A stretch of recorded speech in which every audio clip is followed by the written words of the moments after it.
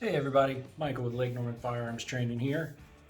Today we are going to review the Smith & Wesson SD9. This particular one here is a Academy exclusive, I do believe. It comes with the Crimson Trace laser with it. This one I have added a Talon grip to and did some color filling on the indentions on the slide, which I'll do a video reviewing the Talon grip and maybe some instructional stuff on color filling, which is really easy, simple way to customize your firearms. But today's video is just about this nice little weapon here.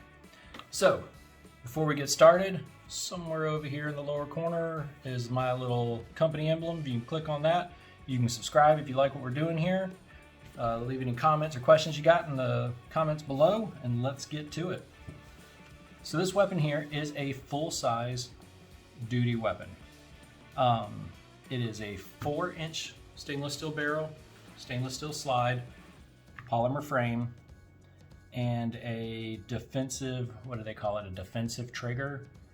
And I'm not sure what they're using to define that, but I will tell you that this trigger pull on here is about 7.5 pounds, maybe a little over. So I'll go ahead and show you this weapon is clear.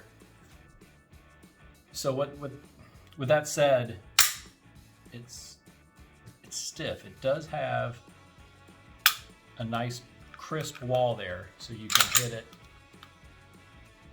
and then it snaps really clear. It's just a little harder to pull than some of your other ones, maybe the M&P, but this is a great firing weapon. I've probably got about, I don't know, 700, 800 rounds through this. So it's pretty broken in at this point, and I love the angle of the handle here, the grip. The laser, it has two different sections here where you can adjust it for elevation and windage. And I've locked it in and it hasn't budged a bit. I mean, it's pretty spot on. This weapon is a little difficult. I mean, it's just like your Glocks to take apart here, which for me, for some reason, I find it to be difficult. Trigger's pulled, you can pull back a little, pull down on these knobs on either side here, and then you can slide it forward if I can get it. Because like I said, for some reason, I have the world's hardest time with the Glocks and this. There we go, getting it apart. One other thing I've done to this weapon that helped it out was I went through and I polished the top of the plunge here, the striker safety plunger.